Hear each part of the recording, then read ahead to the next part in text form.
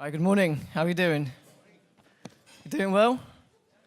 Cool. All right. Well, thanks for coming to see this talk. I've been a long-time SaaStr fan. I've learned a lot from Jason's blog posts, from previous speakers at previous events. So I'm quite humbled and honored to be here on stage and share some of the lessons learned over the years in terms of building and scaling sales organizations. So thanks for making the effort to be here nice and early. Just before we get going, I know I got a quick introduction, but just to kind of give you a little bit more background about myself and why I feel so passionate about the topic of Agile in sales. My name is Dimitar Stanimirov. I'm at Stanimirov on Twitter, so please feel free to tweet along as we go. I will state that there's going to be no Q&A, so I thought it might make sense to actually get questions as we go along, and I'll try to get back to everyone afterwards. And of course, I'm going to stick around if you want to come and grab me and chat more afterwards. I was the co-founder and CEO. I'm the co-founder and CEO of a company called Heresy. We're a London-based SaaS company. We help a sales organization be 10x better than what they currently are. We do it through the introduction of predictive analytics and more than anything, trying to get the entire sales organization to behave as a single unit and grow together. Heresy is a continuation of my work at Stack Overflow, which is a company I'd like to think most of you have heard of. Just a show of hands, how many of you know Stack Overflow? I'd say solid 70%. So I was very fortunate to join Stack Overflow pretty early on. So I was employee number 28 and had the unique opportunity to build and scale the European sales organization from the bottom up. And what that looked like is that after 5 years of Stack Overflow, we basically built a team that was growing 100%, 130% on average in bookings year on year, which for a SaaS company is pretty substantial.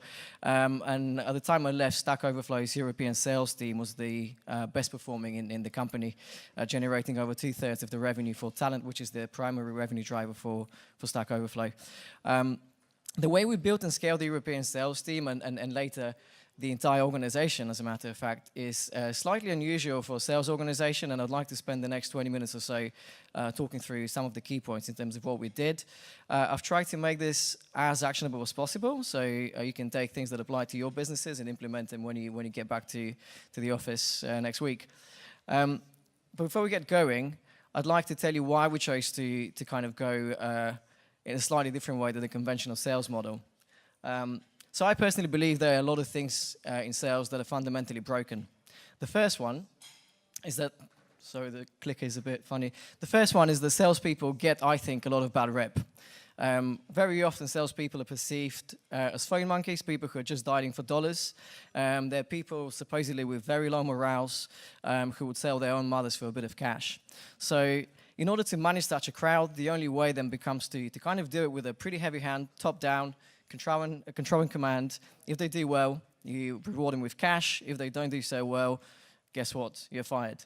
And this is something that has been perpetuated in popular culture and in movies. You don't need to look further than Glengarry Glen Ross here, or more recently, Boiler Room or The Wolf of Wall Street. But that type of mentality kind of creates the wrong culture and environment in the sales team and leads to a very poisonous environment. If I was to ask you guys, what are the first things that you associate with the word sales team? It wouldn't be collaboration, it wouldn't be knowledge sharing, it wouldn't be camaraderie. It would be more like tension and backstabbing and people constantly in competition with each other, despite the fact that they're supposed to be working together every single month. And that in itself presents a lot of problems when it comes to building and scaling your sales organization. The first one is something that I'm pretty sure, all familiar with. That's the significantly high attrition rate in sales organizations, way higher than other industries. We're going to talk about this in a second because it becomes really, really expensive from a company building standpoint. The other one is that if you have a very significant attrition rate in your sales team, a lot of the knowledge which normally is generated with the team just leaves the organization right away, and that's a massive drain in terms of how you can scale the organization growing forward. Hello. Glad to see you making yourself cozy. Oh, this is for me. Oh, Jesus, thank you, man. I appreciate it. Thank you. I thought you were just helping yourself to water. Thanks. Wow, what a lovely gentleman. Okay. Can you hear me okay then? Is my voice a bit horsey or? Yeah? Okay, if you cannot hear me, just shout or come and pour me some water. That's awesome. Thank you. So where are we? Okay, attrition rates and ineffective reps. This is where we kind of stopped. So I want to talk to you a little bit about both of the last 2 points that I made, just to illustrate how bad this could be and how badly it could affect your sales team and actually your entire organization. So the average attrition rate in an Insight SaaS sales team is 34%, which is quite significant. That's incredibly high. And what's even more shocking is that 1 in 10 teams would actually experience attrition as high as 50%. So if you think about it, that's like 50% of your team not being there at the end of the year. That's inside SaaS sales, yeah. Say that again? Could be, yeah. So there you go. I wouldn't be, I mean, if it's high, it's even worse. And I'll show you why. So the first thing that you want to be thinking about is how much this is costing you. So I'll give you an example. You know, the problem that I have with this is that it's been massively standardized across the industry. So everyone actually takes this for granted that they say, well, this is just how it is. The industry is very poisonous. You're going to have lots of people come in and leave. It is what it is. The problem with this is that it costs you a lot of money, right? So I had a friend a couple of years ago. He raised his Series A from a tier 1 VC firm in the Valley. He relocated his company from London to San Francisco. He sits down with his new board for the first meeting, and they're trying to figure out the model for his company, how they're going to scale sales, and they tell him the same thing. You know, whatever projections you do, take 33% as the average attrition rate. And this is what it would have been for my friend if he actually followed that. He would have hired 3 people, 1 of them would have left, and then if you apply this logic, the next generation of salespeople, the same thing happens, and if you only get 1 more generation of salespeople in, he would have basically ended up with 15 people in the team, which is not bad. 7 would have left. But the question you should be thinking is, what happens if that didn't occur? First of all, you know, 7 people leaving actually is super expensive because the average cost per hire is just over $4K. So he would have basically left around $30,000 on the table right away. But again, the more important thing is what would have happened if those people didn't leave? He would have actually had, and they were able to hire, he would have had 40 people. And if you assume that the average rep will generate, I don't know, let's say $20,000 per month in new revenue, he's actually looking at $500,000 in potential revenue loss. So that's very, very significant, and it begins to hurt. But what's more important, and I think this is completely neglected, is the point I made earlier about trying to optimize sales growth through increasing the collaboration and knowledge that occurs in your team. So just to kind of illustrate it, I have this graph which shows you, what I've tried to show is how much each cohort of salespeople that you hire learn in that duration. And the key here is how much they're able to pass on to the next cohort of salespeople in terms of knowledge and best practice, etc., so that they don't start at the same level, but they start higher and higher. So the idea is that if you're able to retain your people, they generate significant amount of knowledge, best practice, and so forth, and they're able to pass it on to the next generation. Each and every cohort of salespeople basically get smarter, they ramp up better, and therefore, as a business, you're on a very steep trajectory of knowledge growth and therefore sales. Now, the problem is, if you're losing 1 in 3 people, you're more likely going to look like this, which is still okay. You're growing, definitely. It's costing you money, but the growth is much, much slower, right? So you should be definitely thinking about this if you are building and scaling a sales organization. Just out of curiosity, actually, how many of you are in sales? About half the room, and the rest, are you guys founders? How many founders? Sales leaders? Okay. So I'm definitely talking to the right people. So what I'd like to do from now on, I think we've got about 15 minutes or so, is to actually talk a little bit about the things that we did at Stack Overflow. And at Stack Overflow, our attrition rate for EMEA for the 5 years I was managing the team was just 1%, which is absolutely unheard of. And most people, you know, don't believe me when I say it, but it's an absolute fact. And what's more important, it was not something that was coincidental. It was very much accomplished by design. So from day on, we were very much aware of the flaws that the traditional sales model presents. And we tried to focus all our efforts on increasing knowledge retention, collaboration, and improving team dynamics between the reps and the team, so we can ensure that A, they stay, and more importantly, the knowledge that each and every one of them holds is passed on to their peers so they can grow together. So we try to create autonomous and self-managed team as well. Reason being is once you start scaling, one of the biggest bottlenecks that you have in your team is not your ability necessarily to hire salespeople, which is actually very hard, but more importantly to hire decent sales management. So being able to actually create a self-managed team helps you an awful lot. I do have a confession to make before we go any further though, and that is that I actually have experienced all of those traits of the dysfunctional teams that I described. And what's even more embarrassing is that it actually happened in my first startup. So it's quite painful to admit, but about 10 years ago, I co-founded another startup before joining Stack Overflow, and we did everything that I described just now. We got it wrong. There was tension in the team, there was animosity, there was fighting, the retention was pretty poor, etc. But I got very lucky in the sense that I have a very capable technical co-founder who was managing the technical team in a very different way to what we were doing in the sales organization. And it kind of opened my eyes to what a sales team could look like if you actually started applying some of the logic and some of the tools and best practice that my co-founder was leveraging to manage his dev team. Which is what I will try to do now is basically tell you a little bit more about this and how that worked at Stack Overflow. So from now on, I try to keep it quite tactical and go through some tools that not only can help you accomplish that environment that I've been describing, but also can help your reps be a little bit more predictable, help you as managers spot problems earlier, treat them, and make sure that you actually hit your revenue targets at the end of the month or quarter, depending on how you forecast.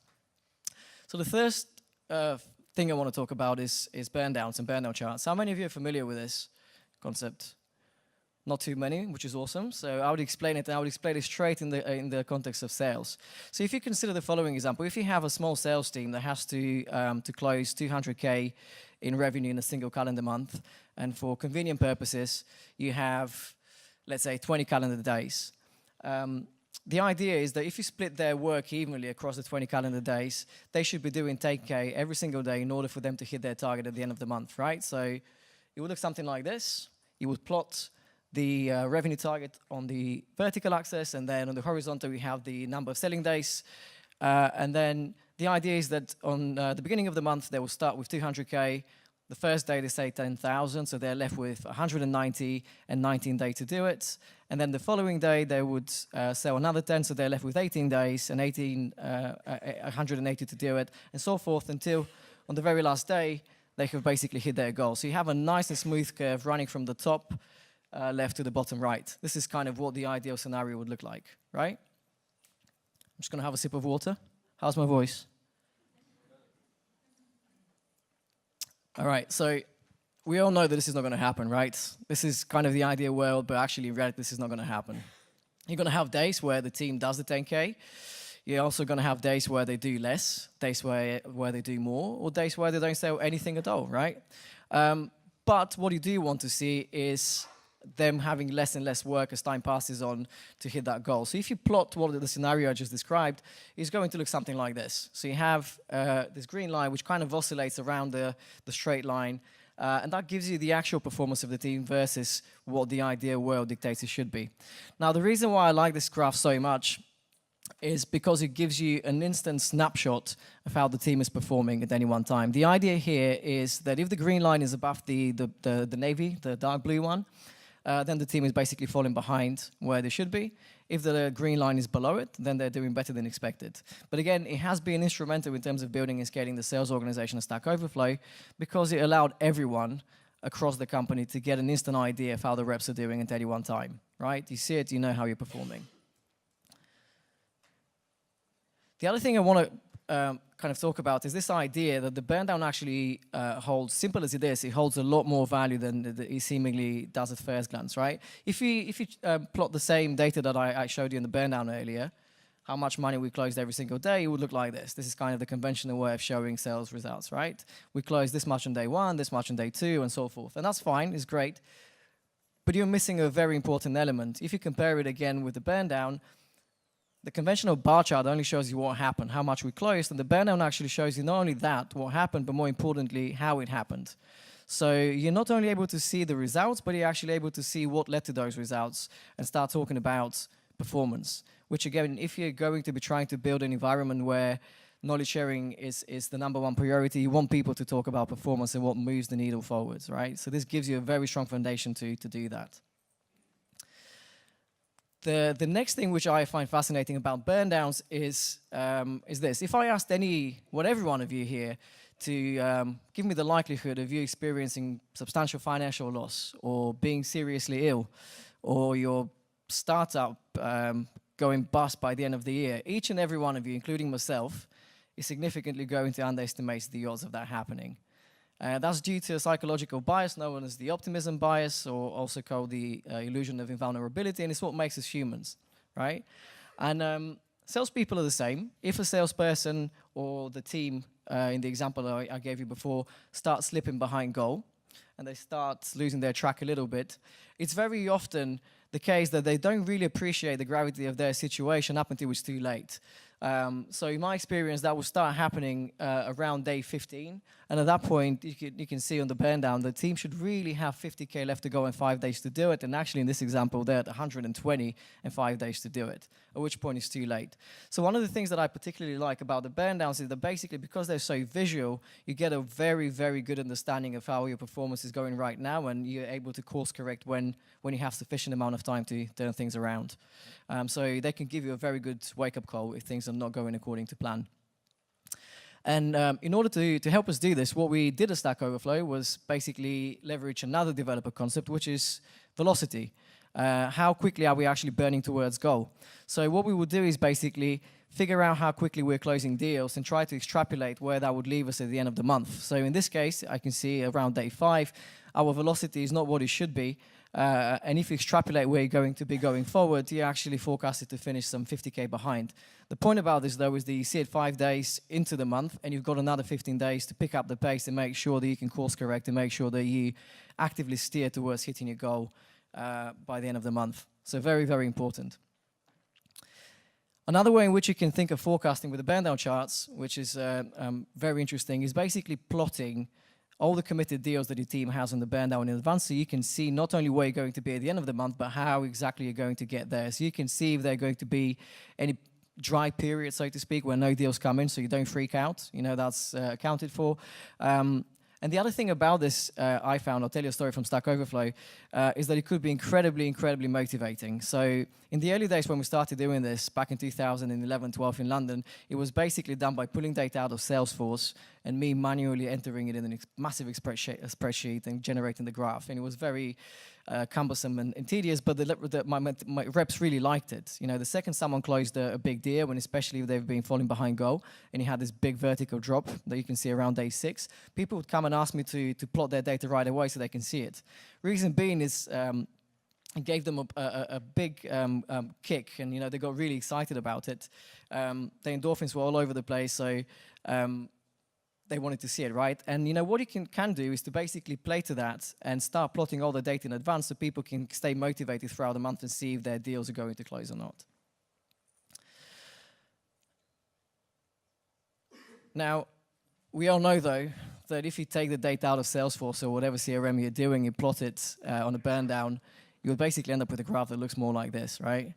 Every single deal is forecasted to close on the last day of the month. So you have this like flat line, and every single deal, the expected close day is the very last day of the month, which kind of as a salesperson makes sense because you're hedging your bets. You know, there's a lot of uncertainty in what you do, and therefore, you know, you want to kind of give yourself as much room for maneuver as possible. But as a sales manager and as a company owner, you don't want to see that picture. It kind of makes you very, very uncomfortable. One of the ways in which we battle this, again, is something that developers are very, very skilled at doing. It's introducing the concept of sprints. So instead of thinking of, I've got 20 days to do 200K, we basically will split the month into sprints, so small increments of time that are easier to manage, and we almost would set mini targets for each one of them. So in the example that I gave you, again, conveniently chosen by me, 200K means that if you have 4 sprints of 5 days each, you basically have to do 50K 4 times. So all of a sudden, that predictability becomes way easier to accomplish because you're not thinking of 20 days and the reps are not saying, well, I think it's going to close by the end of the month, but I don't know exactly. You can have a conversation around when exactly do you think is going to happen within this smaller framework. So, you know, it becomes way easier to manage. The other thing that this gives you is regular cadence, which is my final point, and we'll get to it shortly. But I wanted to tell you about one other thing that the burn downs allow you to do, which is to get incredible visibility as you keep on scaling the sales team. So My European sales team was around 50 people, well, 48. Globally, we had over 120 salespeople. And burn downs played a key role in providing visibility in terms of how we were performing. So the way we did it is we would basically have each single rep manage their performance using a burn down chart so they can see how they were doing. And then we would split the local teams. So we had sales organizations in London, in New York, and in Denver. Instead of having 3 regional offices, we would basically have teams of teams, which is another developer concept within the offices. So teams of about 5 to 6 individuals. And what we did was every single salesperson, we have a burn down. The combined sum of the 5, 6 burn downs on a single team would give you the team burn down. They would combine the burn downs for the team, which will give you the office. And then the 3 regional offices will give you the organization overall. And at that point, a miracle starts to happen. Instead of having a line that oscillates up and down against the straight line that we saw in the previous page, you actually have 2 lines that are pretty much overlapping, so assuming that you're performing the way you should be. And you know what that allows you to do is, should you actually start slipping behind goal and the lines start opening up, you can easily, within a few clicks, track it to a regional office, to a smaller team within the office, to an individual, and to a deal, which makes it super actionable in terms of actually fixing problems and understanding what is causing the issue. So incredibly powerful in terms of diagnosing problems. And the final thing I wanted to talk to you about is kind of going back to what we started with, which is how do you use this as a foundation to bring a scalable team where people are leveraging the so-called wisdom of crowds, the idea that the team is always smarter than even the smartest individual on the team.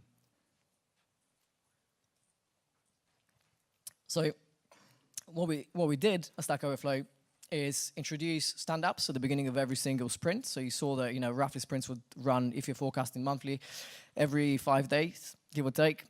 At that time, the team, and I'm talking about the teams of 5, the smaller individual teams, who are completely autonomous, by the way, run from the bottom up. The structure is as follows. You have 5, 6 reps who are actually all selling, all have quotas, they're all revenue-bearing reps. You have 1 person on that team who basically will be responsible for running the stand-up. And the stand-up basically would look like this. They would get together, they would look at the burn down for the previous sprint, they would evaluate their performance, they would look at what deals closed and what caused the shape of the burn down. They will talk about why that happened. So you kind of have a living, breathing sales playbook instead of the big document that you're given on day 1 and no one actually opens and bothers to read. And because we're in such a fast-paced industry which keeps on changing, this actually allows you to constantly stay on top of what is happening as a rep. So more importantly as well, when people are talking in the stand-up what closed, they're basically talking about what didn't close, why did it not happen. And I think there's a lot of value that is often overlooked in traditional sales organization, like losing a deal was a shame, right? The emphasis with what we did and the idea of applying Agile was that we want to be continuously improving and developing. So knowing what didn't work is equally important, if not more important than what didn't work. So this is kind of a quick preview of what Agile Sales is all about. It's a long topic, and I know we're running behind schedule. So thank you very much for giving me the time to listen to me. And if you like it, do check out blog.heresy.io.